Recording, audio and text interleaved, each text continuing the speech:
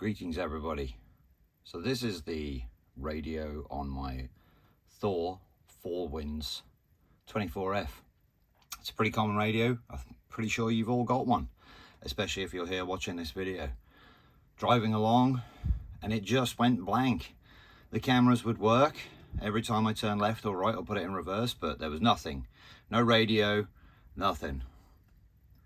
So I got back home, and the way to fix it, you will need a paper clip.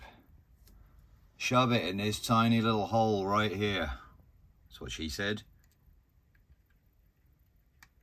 And hold it down for 4 seconds. That worked for me. And boof. No problem. Now it works again. So if you've had the same problem I have, that is how you fix it. Just reset that bad boy.